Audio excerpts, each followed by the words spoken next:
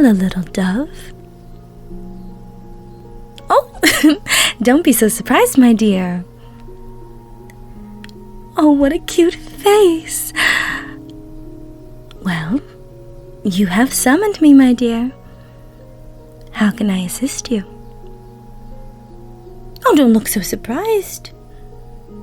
Darling, you did summon me. You're here in a place of worship of mine. You have brought out such beautiful offerings, honey and candles and even strawberries, my favorite. But you have summoned me. You brought me here for... Oh, little dove. I can tell that you're upset, my dear. No tears. Let's see. Come here. Let me hold your face. Let me see. Oh, my dear, beautiful little dove, what possibly could be upsetting you? Now, no. Sit down now. We'll talk about it. It's all right. And let's take a moment to just breathe. I've been practicing these techniques that I've learned from Hypnos. He's wonderful for the whole sleep thing, but they're great for relaxation. Let's just take a breath in through the nose and out through the mouth. Ready? In, out, in, out. Now, my sweet, sweet little blossom, tell me what possibly could be the problem. Is that why you're here? I see. Well, I imagined that something in the response of love would be the problem, but I'm going to need a bit more specifics. You see, I specialize in all forms of love, and I can't help your problem until I know exactly what kind of love you're dealing with. Oh, it's a person. So you're heartbroken, my dear. Not that you lack love, is that you're heartbroken. I see. Well, feel free to explain. You tell me what's happened. I'll listen as best as I can, though I can be very emotional. Fickle as love is myself, it can flare sometimes. So feel free to just explain and take your time. Start from the beginning.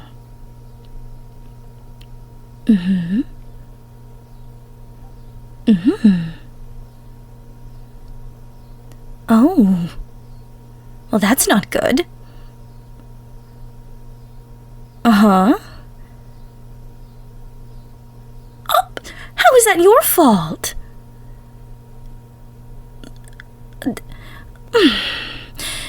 Continue.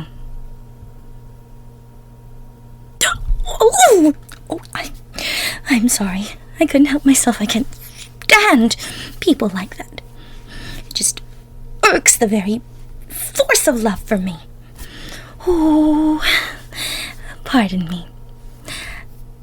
Here is my advice, my darling.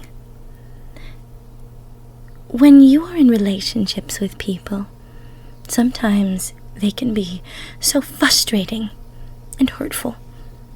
Heartbreak is the most painful thing in the world. And maybe it's just because I am the goddess of love and I cannot stand to see heartbreak and the loss of love. But sometimes even being sad or heartbroken is a way that we learn not to give our love away freely and let people hurt us. What do I mean? Well, do you know that there's multiple types of love? No? Let me explain, my dear sweet cherry blossom. There are 8 forms of love, all a part, essential, mostly, to the human consciousness, to human happiness and joy. Sometimes some of us love in a way that we call agape. It's selfless love, The love we give selflessly and free for all to see, even when it hurts us. Many of us, when we enter relationships, we give ourselves completely. Agape. We give enough of everything we can until there's nothing left to give. It drains us. Emotionally keeps us from feeling full and fulfilled sometimes. You can identify with that. See, it's back to the rules, as I tell everyone once again. You cannot be in a relationship with someone if they do not put 100% in. You don't get 100% back. That's just the way math works. And I'm not the biggest math person, but I know that's how it works. For the most part. You want me to explain the other types of love? Well, you'll probably know this one. It is strag, or streg. It's familial love. It's the love we feel between parents and children.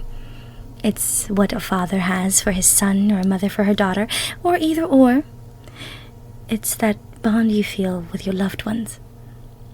Similarly, there is philia, the love that's not romantic, like most of the other stuff, but it's between friends and family. Brotherly love, openness and trustworthiness, and a true deep connection that is not based on sexuality alone. Then there is ludus, I'd say. Playful love, childlike love, flirtation, and some of us will see it in the beginning of our relationships, like a honeymoon phase.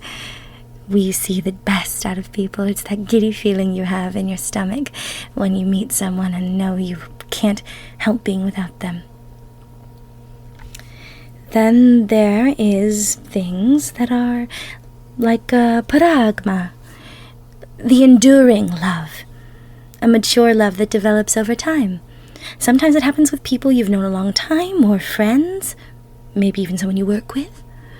And then there is my favorite type, of course, eros, romantic love, named after my own son, of course. Primal love that comes from natural instinct, the desire to be with one's partner, all of that. Then there is mania, but that is a toxic imbalance of eros and ludus, taking it to the extreme. Yes, my dear, like yanderes, they suffer from mania, which is the obsessive love. But it is one of the few we do see from time to time. The last one, oh my darling, the last one to me is the most important. I think it is the first step to healing, especially after heartbreak. It's called philiatima. It's known as self-love. Yes, I know it sounds cheesy, but follow along. To move forward in a point in your life when you feel sadness, heartbrokenness, due to pain. Self-love is the most important thing, my dearest darling, is love. Let me explain. Self-love and being able to love oneself is the greatest gift, because that way you're able to see all the goodness that you are. We sometimes feel that we must desire to have another partner in our lives to feel complete, that without someone else, we are nothing, that we could never be loved. And that is why we, not including mania, of course, have 6 other types of love, so that you may always feel connected, that you may have something always with you. Here's my advice, my sweet darling. Take a day for yourself, to get your mind off of he, she, they, them. You weren't very specific, but I will say, take a day to relax and think of yourself for once. Take a shower or bath and cleanse thyself of negativity. Enjoy foods you love. Read books that you're passionate about. Draw and paint and do everything with passion. Think of everything you've ever wanted to do and you were worried you could not do because they were there.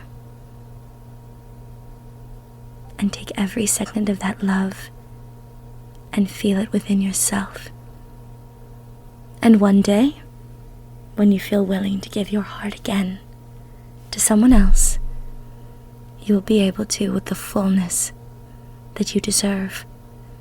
To give eros, or maybe even pragma, or even just philia to someone else.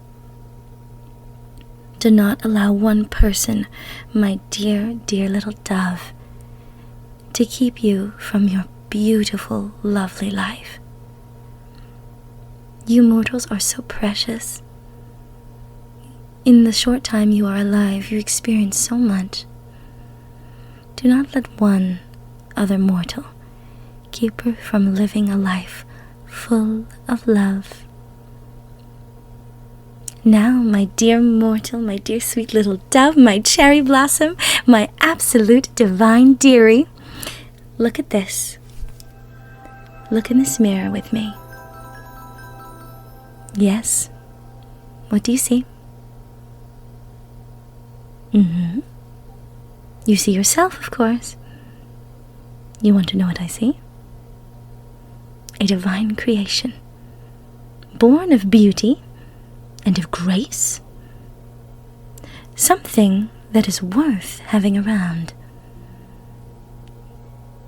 Now, after you leave this sanctuary of mine, go out into the world knowing that you are a divine being. And love yourself, my dear. Because the moment the world sees you love yourself, everyone loves you in return. Goodbye, my sweet dearie. Have a wonderful day. And remember, love is always just a prayer away. Bye, dove.